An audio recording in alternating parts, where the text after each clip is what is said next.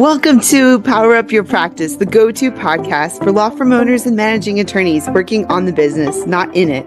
I'm Ruby Powers, your guide into the heart of law practice management, bringing you insights from leading legal minds, trailblazing attorneys, and expert guests who provide you with an actionable perspective on running your firm more effectively and efficiently.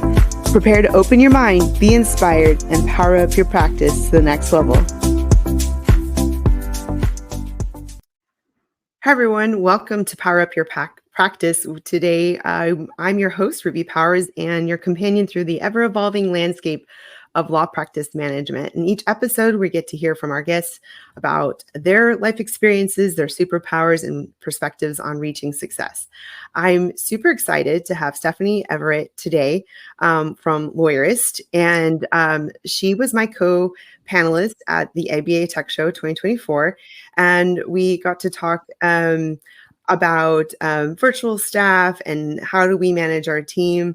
And because she manages Lawyerist with everybody being remote for the most part. And in my firm, we have about 7 team members that are completely remote as well as hybrid, but a rotation. So Stephanie, why don't you tell us a little bit about yourself? I'm really excited to have you here today. Well, thank you so much for having me. So I'm a lawyer, right? I started out practicing law just like everybody else, and somewhere along the way had the opportunity to launch and grow my own law firm. And it was really during that time, and after we had some success with that, that my colleagues kept coming to me asking me questions about running a business. And I thought, I think there's something here. Like I loved the business part. I loved figuring it out and putting it all together and kind of having to reinvent our firm as it continued to grow and had some success. And so I saw a real opportunity to take that knowledge and even go deeper on it, learn more, and then use that to help my fellow attorneys. Because I mean, let's face it, no one really taught us how to do this in law school. Everyone just kind of says, I'm going to go hang my own shingle for whatever reason and figure it out. And so now I'm so honored and lucky that I get to help everybody every day create a better firm. That's awesome. And I forgot to mention earlier that you are also the author of the best-selling book, The Law Firm Roadmap Revisited. And like I mentioned, you do lead the team at Lawyerist. And I know you had the first book came out a few years ago, and then you came out with an updated version. And you were mentioning that it's now on Audible. But that's great. I think that we have a lot in common in terms of helping others with how to practice and run their law firms, and just liking the business side of law practice management. And that's like your full-time gig. Like that's super awesome. And being able to help others, I think that's so critical, especially if that's one of your super skills. Yeah. So, and I do want to say this, that there are some very few law schools that do teach it. And I am teaching at South Texas College of Law, but for the most part, I feel like we're an anomaly, and I want to band together with all the other professors in this country to figure out how we can best, take it up a notch, and also try to get into every law school in this country to help, because that's where they need to be hearing this, at least for the first time. Yeah, absolutely. And I'm excited and honored that our book is actually used as a textbook in a few of those classes. So professors will reach out to me and say, hey, we actually are teaching this now, and here's, and we're using your book and some of your resources. So super exciting. And yes, I know that law schools are doing it. And to be fair, even if you took a class, which would give you some base knowledge, it's one of those things too, as you know, as a business owner, you get into it and you never really quite have it all figured out. There's always these new challenges that come up, or quirks that come up, or things that are happening. And so, even though I say they don't teach us in law school, the reality is, even if you took that class, you probably could still use some help once you get in it and get your business up. That's right. That's right. Because just because you take one class doesn't mean you're the master of it all. And I also find that, because I use my book as our textbook for the class, that you don't really know what you don't know until you start learning it. And then you also you're not really receptive to what you need to learn until like it's sort of staring you right in the face. And so like that's why I find like books like ours are helpful to reread and to reevaluate on a regular basis. Even other business books I surround myself by, I want to reread those because I probably didn't register what they were saying at that level until I looked at it again. Yes. Yeah. Agreed. Yeah, I do that all the time because I'll be like, didn't that book say something? Then I go back into it and I'm like, oh, this is hitting me different because I'm experiencing the world differently right now. So that's kind of I guess that's what's cool about always learning, right? And that's maybe what's cool about owning a business too. I've had several and I've never unlocked them all. And they always throw these little challenges at you and kind of keep you, people come to me sometimes and they're like, when am I going to just have this all figured out and it'll just be on cruise control?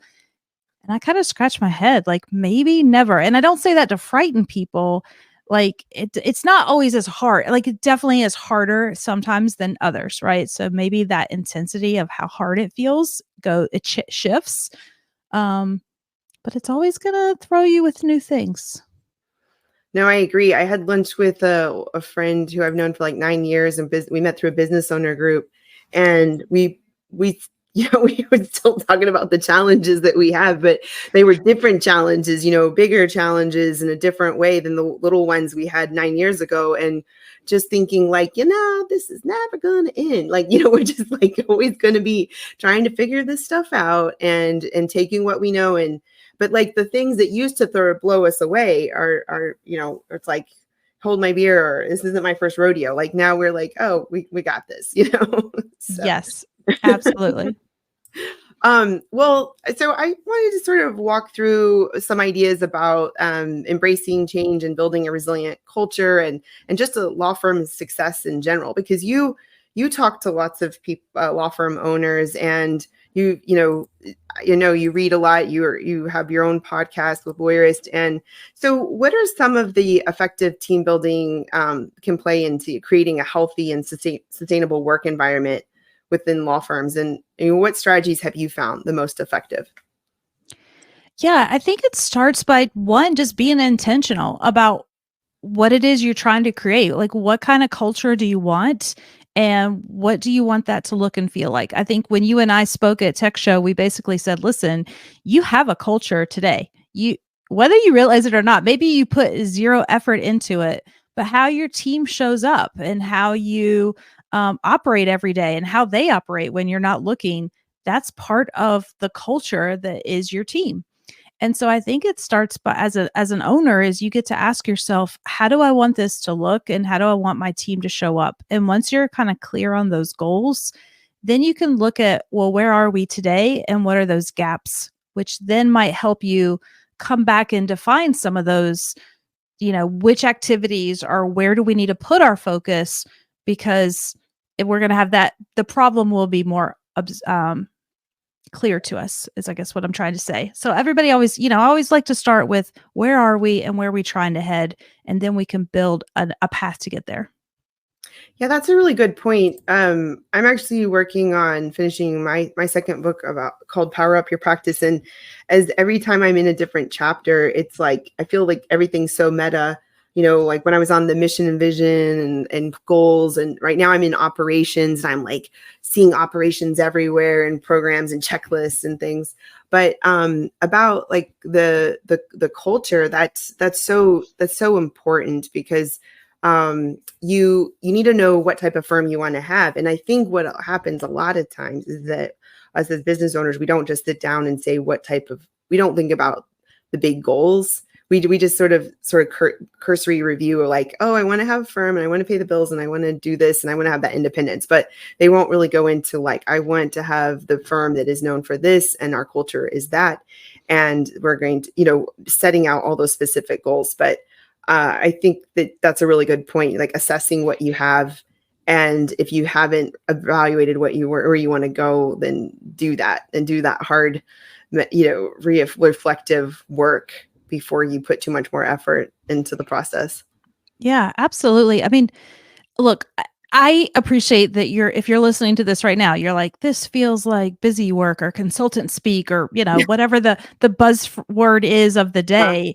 And I just want to like tell you, it's not. It drives everything. Like when I work with a firm and they're like, "Oh, we want to hire someone new." It starts with, "Okay, well, what do we need? Not just from a skill set, but what kind of person are we looking for? What do we believe in?" I just had a great conversation on my podcast with a guy who studied culture and studied how do you get, as a marketer, how do you move people into making decisions and buying decisions? And the kind of the same goes with being on a team. And it was just so, it was so obvious, but we forget. And he was like, people want to work with people who believe like them and who think like them, Mhm. not necessarily who look like them. Like he talked about the hardware versus the software, and the hardware is like what's on your external part, like maybe how Mhm. race, gender, um, you know, background, these types of things. But he was like, but people want to be aligned with people who have the same software as them, the same belief system, the same ideology. And I was like, yes. And he was like, but if we don't stop and think about that, what it is for ourselves, and get really clear on that, how can we project it in the world? How can, and that goes for clients too, by the way. Like people want to hire lawyers who believe like them. I had someone once tell me they hired a lawyer because they had a golden retriever on their website, because in their bio, because they're like, I love golden retrievers. And I was like, yes, like that is actually how people make decisions, whether you agree with it. Should be, it's just what happens. And so this isn't just like consultant speak for you to stop and take the time to really define what it is you're building with your business and your team and your culture, because it then impacts your hiring and impacts how you attract clients and your marketing messages and even how you deliver your client services, right? Like everything starts from that. And so it really is this foundational piece that unfortunately a lot of us do just kind of skip over, because we think, oh, like you said, like, yeah, I just want to have a firm. I want to be my own boss. I want to help people the way I want to help them. But I promise you, if you get really clear on these things that we're talking about right now, it makes all the other decisions flow much easier. Completely agree. Completely agree. And it's never too late to do that heavy lift and the heavy thinking. Like if this is hitting somebody right now, like, oops, I didn't do that, then I would say just go block off a few hours and reflect. And there's lots of different questions and things to help guide through that. Um, so I think that one of the common things, because at ABA Tech Show, everything was about AI and everybody all about program, case. What's the case management? Which one's the, should we do this and everything? We're in the process of changing ours after many years.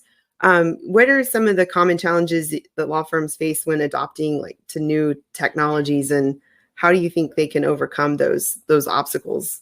Yeah. I mean, first, stop asking other people what they like. And I mean that like literally I see this on Facebook and these groups all the time. Like they're like, Yeah. I don't like what I'm using. So they'll say, hey, what does everybody else like for their practice management solution? And it's one of my pet peeves. So I'm getting it out here, people. Um, Don't do it. Stephanie's going after yeah. you. Right. I'm like, hey, ask a better question, because what I like Mhm. is probably largely dependent on my practice area and how I like to work and how I might build my systems and how I show up, right? And what you like, maybe it's going to be very different. Like is not the right word. So you need to kind of start with, what do you need? What Mm. features do you need? How do you work? What do you need this tool to be able to do for you and for your business, both today and maybe in a future state, not too future, but you want to know, like, okay, are we going to be able to grow into this, or are we going to outgrow it almost immediately?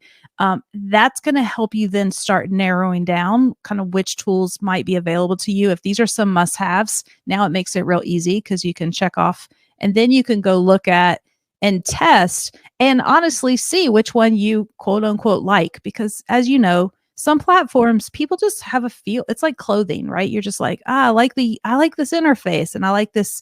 So I'm okay with you ultimately deciding out of a small field what you like, but don't start with what other people like. But it is okay to say, hey, I have a immigration practice and blah, blah, blah. These things, these three things are really important to me. Does this tool do this? Or, will this tool help me? You can be really specific, then that helps, but just don't ask what people like. Got you. And I think the other part about that is like the research, but then like, you know, choosing which one you're going to do and then the implementation. Because like I think I could write a book on that alone, but I don't want to. But I am on just the building things out and getting the whole team on board and encouraging the change. I know there's mention of AdCar, and like I actually spoke on using change management to help. Using gamification and for change management purposes. But guiding your team through a big change, like, and that could be a move, it could be a case management change, it could be a merger. But do you have any other like words of wisdom on how leaders should lead people through big changes like that? Yes. I mean, one, do the work, right? So both our partner company is Affinity Consulting Group, and they actually go in and help teams. They build out and implement technology for law firms. So we talk about this on that side of the house a lot, because it's not enough to just pick the tool. Then you've got to come and build it, and more importantly, get people to use it, which is really hard because people are, they like that they're used to using this, and now they're going to have to learn a new thing, and they're going to be questioning it, and change is always hard. So as a leader, you need to know that it is an entire process, and it doesn't end with you selecting that software. Honestly, that's just the beginning. And so really getting clear on your why. Why are you changing? What are you hoping to solve? And communicating that to the rest of the team. I tell my leaders they're the chief reminding officers, because because you think you've said something to the team once, it is not enough. Like, you need to say it probably, you probably have said, if you've said something 50 times and you think they for sure have it by now, I'm like, nope, say it 50 more, because you are living and breathing and thinking these decisions. And a lot of our team members just aren't. They're in their day-to-day life. They're doing their work and they're not paying attention. Like, to me, our vision is so clear. And I'm like, what do everybody what do you mean you don't remember? But that's my job as the leader, is to constantly remind people, educate them, explain to them, and then tie all the decisions back to it, right? Remember when we talked about that why? Well, here's how it's showing up now in everyday life. And this is how this connects to this. And then obviously once they're clear on that, then giving them the training and the time, and then coming back and training again, because we all know the first time you use a tool, at least for me, like, I can barely pay attention in the trainings. I'm like, let me just get in and click around. I got to use it. I got to use it for a couple of weeks, and then I'm ready to come back. And now I'll appreciate the training differently, because it's kind of like we were saying, rereading the book, right? The first time you read it, you're just doing a surface level interaction with that material. And it's not until you have a different appreciation for how it's going to impact your everyday life that you can then really gravitate with that second training. So it's for sure a process, and you need, as the owner and leader, you need to be ready to lead your team through it and know it's going to take, a while. I like what you said about the chief reminding officer, because I never really thought of it from that perspective. But I do that. But then I and I mean, actually, so just like on a micro level, like, we do it through office meetings, reminding the key points, and then through case statuses, my leadership team tells the staff. And then, but besides like regular meetings and sort of bringing it up as you communicate, like, what are some other ways you think leaders can be reminding without looking like they're nagging, but sort of keep that ethos going? Well, use storytelling too, right? We know storytelling can be really powerful. So finding examples of maybe one of your early adopters in the firm is using the piece of technology and solving a problem in a new way, and something's really working, it's faster. Well, invite that person to share that story. Maybe you don't have to be the one to retell the story, but you could ask them to share the story and have other people, because now they're hearing it from their peers. Like, you're still facilitating those conversations. So it doesn't mean that it has to come from your mouth alone and in your voice, but you want to look for ways to incorporate those stories throughout. No, I love that. Yeah, people love stories, and I try to share them when I'm teaching as well, because I think people remember that a lot more. And it resonates, like those analogies as well. So one of the other key themes we got from ABA Tech Show, but I think a lot of us are facing it in terms of just how technology is just sort of hitting us like super fast.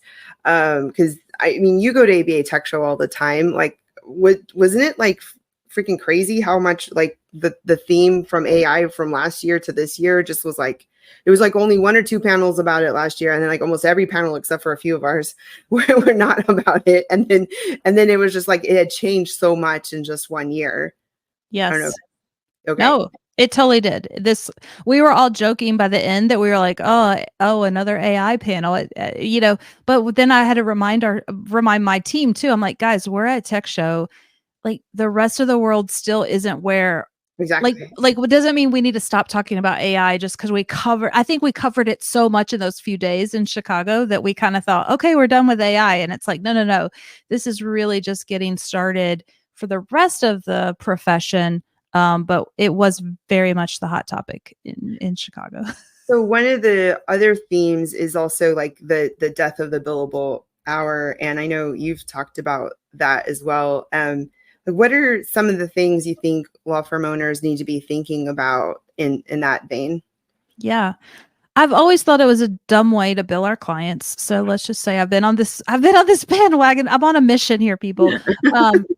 Because nobody cares how long you take to do something. People aren't coming to you for your time. They're hiring you for a solution, right? We always say, like, you give the example, like, we're not, they're not even hiring you, people say, oh, am I hiring you to put the hole in the wall or to use the hammer? Like, they don't care how long it takes you to hammer in the hole. And I'm like, but really, they're really hiring you because they want the job finished. Like, I just want the picture finally hung and out of my mind. And I don't think about it every day and get reminded that my husband still hasn't hung that picture up. Right. So, so people are hiring you for the solution and they don't assign value to that solution based on how long it takes you to do the job. That can go into how you price something. That can be a part of a pricing model, but it shouldn't be your pricing model. And now with AI becoming, more accessible to us, we are seeing that, I mean, if we use it correctly, it should drive efficiency. It should make our job faster. So if now we're still billing by the hour, now we're really hurting ourselves because we don't have any incentive to do our work faster. But our clients should get the benefit of these tools and our businesses should get the benefit of these tools. And so if we can change the way we think about how we're pricing our services, now it allows us to also take advantage of the new technology that we're seeing. And so we really have to kind of step back and think about what it is how we're serving our clients, what services we're providing, and how our clients, what value they assign to that and what a value we assign to ourselves. And we see this, I mean, AI is just one example. Another example I use a lot that people see, it seems to make sense, is like, the idea of a rush fee. I have paid a lot more to get something sent overnight or even couriered across town because I couldn't wait for however long the typical mail cycle takes. But if I'm billing by the hour, I mean, raise your hand if you've worked on a TRO on Christmas Eve, because I have. But guess what? My client didn't pay me any more for that, for me taking time away from my family on Christmas Eve, because the TRO had to get, that's the nature of TROs. They're often very time sensitive. And the way we priced by the hour, we as a company received the same amount of revenue we did for that work as we did for any other work that took us, so I didn't get the benefit of that. And yet the client didn't have to pay any different for that, for ruining my Christmas Eve. So, yeah, so it's just about changing how we think about what we charge, and it does take work. Like, it is harder, but it certainly can be done. And there's lots of options out there, but I just like getting the conversation started initially. If this is something new to you, for sure, Yeah. you should be thinking about it. So in the immigration space, we've been flat fee for millennia, or as long as I knew it existed. But I did go over to hourly for court about 6 years ago, just because it was so unpredictable. But now, now this last ABA Tech Show is sort of a wake up call. Like, I need to get out of hourly from just that litigation section of my practice as soon as possible. And there just seems like a big takeaway seems to be moving away from hourly and moving either to flat or subscription or some creative model along those ways. So I think that's like a big trend that we're seeing from the last couple of years on ABA Tech Show and what everybody's saying. Absolutely. I think lawyers are finally starting to realize there's just different ways we can approach it. And even with that flat fee model, I mean, what I was talking about kind of lends more of itself to that value-based pricing. So I don't know immigration as specifically because I didn't practice it, but I imagine that, even if you thought about a flat fee, like plus, like, are there times where you might charge someone, if your standard flat fee is, I don't know, $2,000, is there a time where it makes sense to charge even more because of different circumstances? And so, yeah. And so we do a rush fee. Actually, we've been doing it as long as I've had the firm. And also it depends on the complexity. It's not like one flat fee, depending on it depends on the case type. But yeah, I that's pretty much what my court contracts look like. They look like a la carte menu. If this and that, and that's what I want to go back to.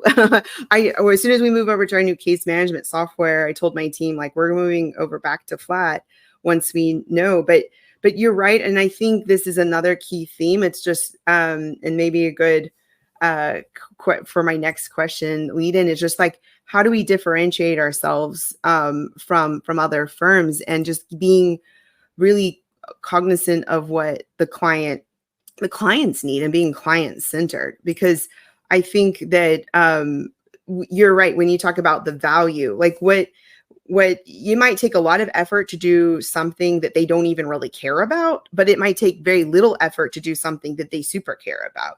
But if you're not in tune with that, then you can completely, have this mismatch of the understanding of their value to the client. Yeah, I think there's an opportunity to differentiate yourself, which is kind of, where I think you started, is like, how do we do that? We need to do it on a lot more than price. I mean, a lot of firms, if all you're thinking about is price, sometimes the inclination is like a race to the bottom. And maybe that's not where you want to be. Maybe you want to be the Nordstrom of law firms that not only like will give you the size, if you ask for this in a size 8, they're like, well, if we don't have the shoe, I'm going to go hop across the mall and find another store that does, right? Like, there is a need for that in some worlds. Like, there are some clients who want that very high touch and expect to pay more for it, like, because they assign a value to that. So I have some clients, lawyers that I work with, that if you want to be on the level where you get a same day access to a lawyer, you pay a premium for that versus like, okay, you can schedule a call with your lawyer in the next 3 days, right? If you're like, no, I want to always know I can get on the call with my lawyer that afternoon, would you pay more? Right? Or would you pay what types of things would you pay more for? So I think price can be a differentiator, but value and services and the way you provide your services, is it very customized? Is it very tech forward? I just read this great book. I'll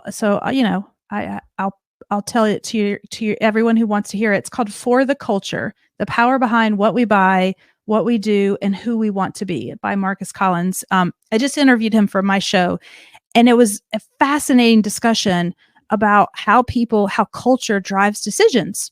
And, we see this with other brands. Like, there are brands out there that have like such a following, like people, Patagonia, like if you believe what they believe, you're going to buy their products. Or Nike. I mean, we can think of lots of brands probably when I say that you think, yes, like, and I know I have weird loyalties to some brands. And sometimes I even think like, why do I care that I always will buy this brand over another? And usually it's because like we identify with that company and what we perceive their beliefs to be. So I think there's an opportunity for us as law firms to go big on that idea and to say, like, if you're an immigration firm, maybe you believe that our country's borders should be open in a way for access. Like, I don't want to say, like, whatever it is you believe, like, you probably have a statement around something that's pretty charging to a lot of people, and you want to work with people who believe what you believe, right? So if you Mhm. could be really clear on that and go deep on that and have that be a part of your fabric of your firm and in your marketing and in your clients' services and delivery, that's a way to differentiate yourself from just another law firm providing immigration services.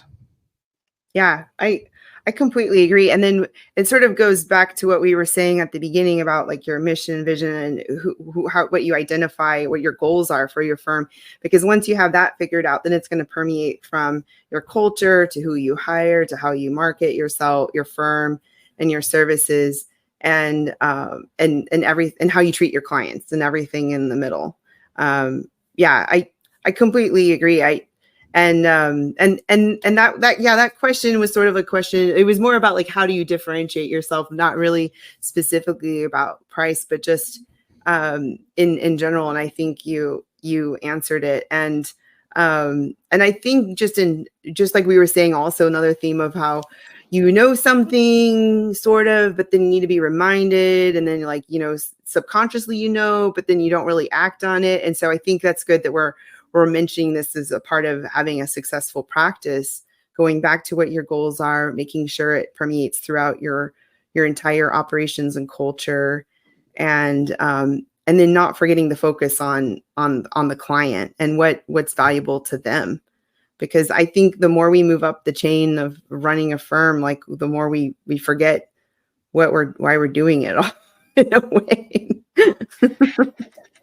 Yeah. And as lawyers, look, we have a great advantage because we're the problem solvers of the world, right? I tell everybody, like, people come to Mhm. you because they have a problem. And what a beautiful thing that you have a gift that you can help people solve the problems. And for a lot of times, like, really meaningful, life-changing issues.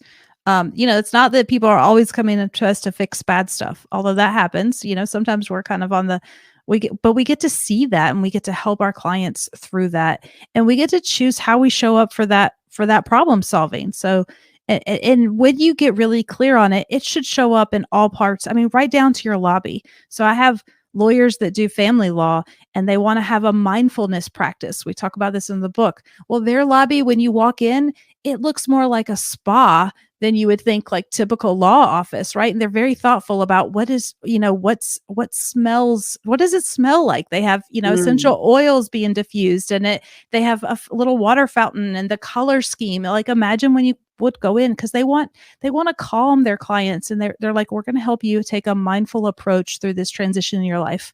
And I have another client who helps startups, tech startups, and their thing is we're tech forward. So when you go into their lobby, it doesn't look like a spa. It looks very white and modern, and the receptionist, instead of having newspapers and magazines on the coffee table, they hand everybody an iPad and say, here, surf the web on an iPad. That's a very different feel. Like, if when I tell you guys that, you're probably already have images in your head of what those two lobbies look like. Um, and so that's the fun thing you get to do with your business, is you get to say, am I over here, or am I the spa, or am I the tech forward company, or am I something completely different? And how do I want to show up in the world? Yeah, I completely agree. And that reminds me, I did have like a little water feature and a diffuser. I was thinking about bringing it, but like but we've done things like we painted the lobby, like had a lot of blues and plants and things to try to stay calm and tranquil, because at immigration, like we could be dealing with like immigration court or asylum, or you just there is a lot of stressful aspects and tumultuous parts of it. So yeah, I completely agree. And then being consistent about how you want to be perceived and how you want to be, that consistency helps your staff, your clients, and your leadership team, and yourself stay the course. Well, as we're getting to the end, but I've loved our conversation. I think I see that you have a 13-year-old as well, but you said that they inspire you. Why did they inspire you? I just think, well, one, they represent the next generation. And so Mm. I like to think, what am I doing to make this world a better place? And so I'd like to think I'm making it a better place for our kids. Um, and then I look at my child and they're just cool. Like if I'm being really, I mean, I told her this the other day. I was like, I was not as cool as you, I don't think, when I was your age, but just has her own style and aesthetic and what she's into, and it's very diverse. I just sometimes think I'm kind of like this old boring person, and she just laughs at me, but that's okay. But I think it's cool to have this little human that I'm like, okay, this is who I'm showing up for every day. And I hope if she's taken anything from me in my life, this idea of being an entrepreneur, of being a business owner, and using your superpowers to make change in the world. I hope she thinks that that's what her mom's doing, because that's what I try to do every day. Oh, that's special. I echo. I think of the same thing. I have an 11-year-old who was teaching me like slang this weekend, and she has her own little personality. And then I have a 13-year-old who he knows more about trivia, and he's going to some quiz bowl national championship soon.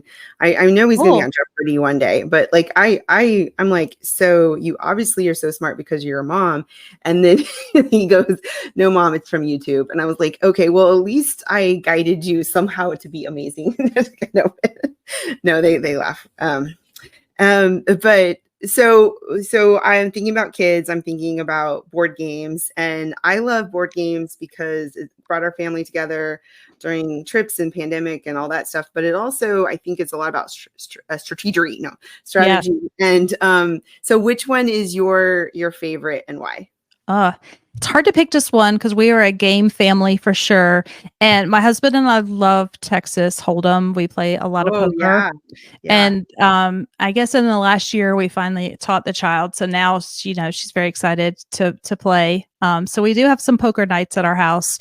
But I feel like we play all the games. So but Yeah. yes, any card game, any game with strategy. And by the way, even though like we're family, like we've never been one of those families that's like, let the kids win. My husband and I are just as competitive. So we're just like, yes, demolish the children, which sounds terrible. Yeah, we are too. And then like sometimes they win and it's like, oh my gosh, wow. Okay. Yeah. Okay, so other big question I like to ask is what's your superpower and why? Yeah. I mean, I thought about what my team would say. So, people struggle to say what it is, but they have helped me realize that one of my superpowers is being able to see a big picture and at this and kind of simultaneously bring it down into actionable steps to make it happen.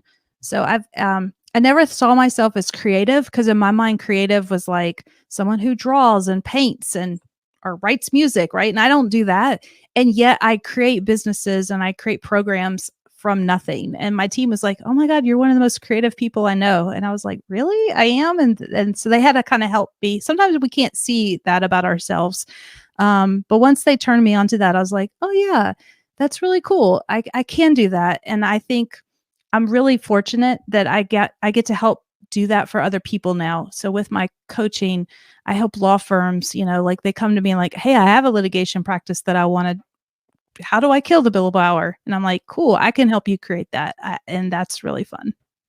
Oh, that's awesome. And yeah, I think that's cool that you answered from what your team would say because um I don't know, like people see us differently than we see ourselves and we probably are many different things, right? We just don't really sit down and sort of reflect on all of that.